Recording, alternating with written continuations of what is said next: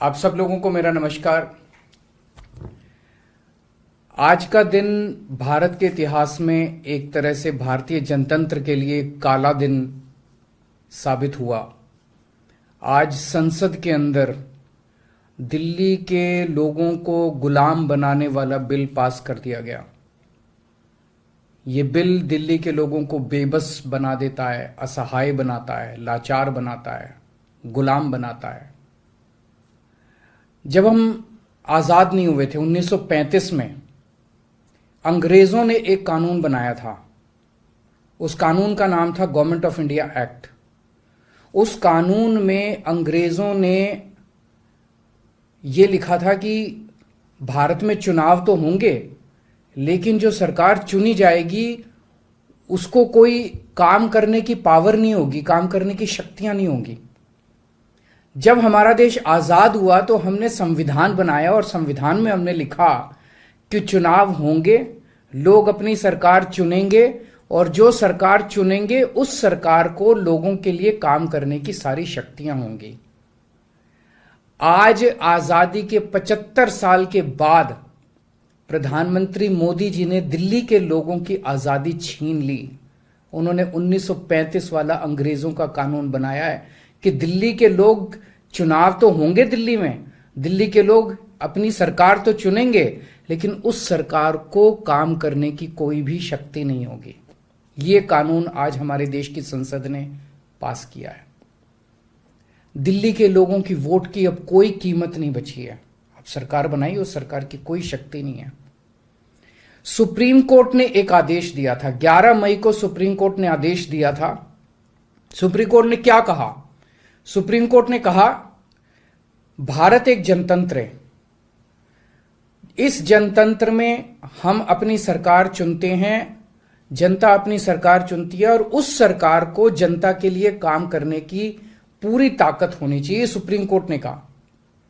प्रधानमंत्री जी ने एक ही हफ्ते के, सुप्रीम कोर्ट का जैसे आदेश आया, एक हफ्ते के बाद उसको सुप्रीम कोर्ट के आदेश को पलट दिया और उसके खिलाफ एक अध्यादेश लेके आए। और आज हमारे देश की संसद ने उस अध्यादेश को इस देश का कानून बना दिया कि अब दिल्ली के लोगों की चुनी हुई सरकार को काम करने की कोई ताकत नहीं होगी। अब इस कानून में लिखा है कि दिल्ली के लोग जो मर्जी सरकार बनाएं, लेकिन उस सरकार को चलाएंगे एलजी साहब और मोदी जी, सीधे सीधे वही लोग चलाएंगे इस सरकार को। तो इससे साफ जाहिर है कि प्रधानमंत्री मोदी जी कह रहे हैं कि मैं सुप्रीम कोर्ट को भी नहीं मानता। जिस देश के प्रधानमंत्री उस देश की सर्वोच्च अदालत को नहीं मानते, उस देश का क्या भविष्य हो सकता है? सीधे सीधे वो कह रहे हैं सुप्रीम कोर्ट जो मर्जी आदेश पास करे, अगर मुझे सुप्रीम कोर्ट का आदेश पसंद नहीं आया तो मैं उसके खिलाफ कानून बना के सुप्रीम कोर्ट के आदेश को पलट दूंगा। इतना अहंकार हो गया इन लोगों को। इन लोगों ने देखा कि दिल्ली में आम आदमी पार्टी को हराना बहुत मुश्किल है। पिछले 4 चुनाव सीधे सीधे 2013 में, 2015 में, 2020 में और उसके बाद एमसीडी का चुनाव, सीधे सीधे 4 चुनाव बीजेपी आम आदमी पार्टी से दिल्ली में हार गई। दिल्ली के अंदर 25 साल से ज्यादा हो गए अब बीजेपी की सरकार नहीं बनी है। 25 साल से इनको वनवास दिल्ली के लोगों ने दिया हुआ है। तो इनको लगा कि आम आदमी पार्टी को हराना मुश्किल है, तो इन्होंने चोर दरवाजे से, पीछे से चोर दरवाजे से इन्होंने दिल्ली की सत्ता को हथियाने की कोशिश की है। दिल्ली के लोगों ने एक बार आम आदमी पार्टी को 70 में से 67 सीट दी और 3 सीट बीजेपी को दी। दूसरी बार 70 में से 62 सीट दी और 8 सीट बीजेपी को दी। तो एक तरह से दिल्ली की जनता ने चिल्ला चिल्ला के बीजेपी को कहा है कि दिल्ली के अंदर दखलंदाजी मत करना। प्रधानमंत्री जी को साफ साफ शब्दों में दिल्ली के लोगों ने कहा, 7 सीट उनको नेशनल चुनाव में 7 सीट दी और दिल्ली के चुनाव में 3 सीट दी। तो मोदी जी को साफ साफ दिल्ली की जनता ने कहा कि दिल्ली के काम में दखलंदाजी मत करना, आप देश संभालो। लेकिन मोदी जी कहते हैं मैं जनता की बात नहीं मानता। इतना अहंकार हो गया, ना जनता को की बात मानते, ना सुप्रीम कोर्ट की बात मानते। और आपको पता है इस कानून में क्या लिखा है, जो कानून आज पास किया है?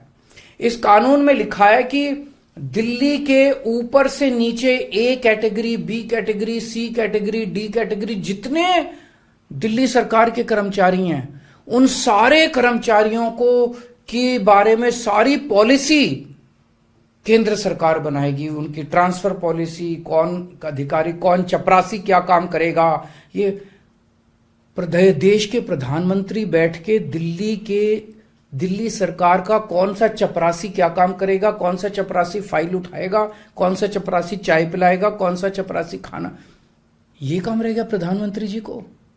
इसके लिए प्रधानमंत्री बनाया था देश का कि आप दिल्ली के चपरासियों की ट्रांसफर पॉलिसी बनाओगे बैठ के प्रधानमंत्री बनके। आप केंद्र चलाओ ना, आप दिल्ली के अंदर क्यों दखल अंदाजी कर रहे हो? आपको क्या लगता है ऐसा क्यों कर रहे हैं? वो ऐसा इसलिए कर रहे हैं क्योंकि पिछले 7-8 साल में बिना किसी पावर के भी हम लोगों ने जो काम किए हैं, हमने इतने शानदार स्कूल बनाए, इतने शानदार अस्पताल बनाए, 24 घंटे बिजली कर दी, बिजली फ्री कर दी, पानी घर घर पहुंचा रहे हैं, सड़कें बनाई, इतने सारे काम हम लोगों ने कर दिए। इनसे वो काम नहीं हो रहे। 30-30 साल से गुजरात के अंदर इनकी सरकार है, बेड़ा गर्क है गुजरात का। हरियाणा के अंदर इनकी सरकार बनी, हरियाणा में बेड़ा गर्क है इनका। मणिपुर के अंदर बीजेपी की सरकार है, मणिपुर को जला दिया इन लोगों ने। इसलिए केजरीवाल के साथ कंपटीशन नहीं कर सकते, काम में कंपटीशन नहीं कर सकते, हमारे जैसे काम नहीं कर सकते, आम आदमी पार्टी के जैसे काम नहीं कर सकते। इसलिए केजरीवाल को काम करने से रोको, किसी भी तरह से केजरीवाल को काम करने से रोको, बस ये इनका मकसद है। मैं सुन रहा था अमित शाह जी को, वहां पे संसद में भाषण दे रहे थे, कहते हैं झगड़ते बहुत हैं ये लोग, झगड़ते बहुत हैं ये लोग। मैं स्कूल बनाता हूं, ये मेरे को स्कूल नहीं बना देते। फिर मैं जब इनसे कहता हूं मेरे को स्कूल बना देने दो, तो कहते हैं झगड़ता बहुत है केजरीवाल। मैं मोहल्ला क्लिनिक बनाता हूं, मेरे मोहल्ला क्लिनिक तोड़वा दिए इन लोगों ने। फिर कहते हैं केजरीवाल झगड़ता बहुत है। मैं इनको कहता हूं मेरे को मोहल्ला क्लिनिक बनाने दो। मैं अस्पताल में दवाइयां फ्री करता हूं, कहते हैं दवाइयां फ्री क्यों करता है। मैं बिजली फ्री करता हूं, कहते हैं केजरीवाल फ्री भी दे रहा है, फ्री की रेवड़ियां दे रहा है, कहते हैं झगड़ते बहुत हैं। मैं जो भी करता हूं, चाहे झगड़ता हूं चाहे जो भी करता हूं, दिल्ली के लोगों को पसंद हूं। इसीलिए 3 बार 4-4 बार दिल्ली के लोगों ने मेरे को, जो भी कर रहा हूं ठीक ही कर रहा हूंगा, तभी 4-4 बार लोगों ने हमें वोट दिया। और होम मिनिस्टर अमित शाह जी क्या कहते हैं, मैंने सुना उनको संसद में, हमारे पास पावर है, संविधान ने हमें पावर दी है कानून पास करने की, हमारे पास पावर है, हमें सुप्रीम कोर्ट ने पावर दी है ये कानून पास करने की। अरे आपको पावर दी है जनता की सेवा करने की, जनता के ऊपर अत्याचार करने के लिए पावर नहीं दी है आपको। इतना घमंड मत कीजिए अमित शाह जी। आपको पावर दी गई है ताकि आप विकास करें देश का, आपको पावर दी गई है ताकि आप देश के लोगों को शक्तिशाली बनाएं। आपको पावर इसलिए नहीं दी गई है कि आप देश के लोगों को लाचार बना दें और उनके वोट का अधिकार छीन लें। ये जो आप पावर पावर पावर पावर कर रहे हो, ये पावर आपको जनता की सेवा करने के लिए दी गई है। मैंने देखा है अमित शाह जी पिछले चुनाव में आप घर घर जाके दिल्ली के अंदर पर्चे बांट रहे थे, एक एक घर में जाके आप पर्चे बांट रहे थे। दिल्ली के लोगों ने आपको नकार दिया। अब आप दिल्ली के लोगों को तमाचा मारने आ गए। केजरीवाल से नफरत करते करते इस नफरत में इतने अंधे हो गए कि आपने दिल्ली के लोगों के ऊपर अत्याचार करना चालू कर दिया। और मैं प्रधानमंत्री जी को याद दिलाना चाहता हूं, 2014 के चुनाव में प्रधानमंत्री जी आप खुद आए थे दिल्ली, आपका भाषण उठा के देखिए। आपने दिल्ली की जनता को प्रॉमिस किया था कि मेरे को प्रधानमंत्री बना दो, मैं अब दिल्ली को पूर्ण राज्य बनाऊंगा। उसके पहले, हर चुनाव के पहले भारतीय जनता पार्टी ने आंदोलन किए हैं दिल्ली के अंदर दिल्ली को पूर्ण राज्य बनाने के लिए। और आज आप लोगों ने दिल्ली के लोगों की पीठ में छुरा घोंप दिया, अपनी वादे से मुकर गए। अगर आप ऐसे करोगे फिर प्रधानमंत्री पे कौन यकीन करेगा? आपने खुद बोला था 2014 में कि मैं फुल स्टेटहुड बनाऊंगा, फिर कौन जनता आपके ऊपर यकीन करेगी? 2015 में आपने मेरी शक्तियां छीनी दिल्ली सरकार की। जैसी हमारी सरकार बनी आपने हमारी शक्तियां छीन ली नोटिफिकेशन जारी करके। फिर भी बिना शक्तियों के हमने काम किया और दिल्ली की जनता ने मेरे को 2020 में 62 सीट दे के दिल्ली की जनता ने आम आदमी पार्टी की सरकार बनाई। क्यों? क्योंकि मैं दिल्ली का बेटा हूं और आप दिल्ली के नेता बनना चाहते हो। दिल्ली के लोगों को अपना बेटा पसंद है और दिल्ली के लोगों को आप जैसे नेता नहीं चाहिए। हम दिल्ली वाले दिल्ली से बहुत प्यार करते हैं और हम जानते हैं कि बीजेपी दिल्ली के लोगों से नफरत करती है, दिल्ली वालों से नफरत करती है।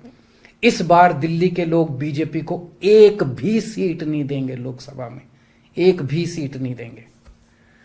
इस पूरे संघर्ष के अंदर बहुत सारी पार्टियों ने, बहुत सारे नेताओं ने दिल्ली के लोगों का साथ दिया। उन सब नेताओं को और उन सब पार्टियों को मैं तहे दिल से दिल्ली के 2 करोड़ लोगों की तरफ से शुक्रिया अदा करता हूं, धन्यवाद बोलता हूं।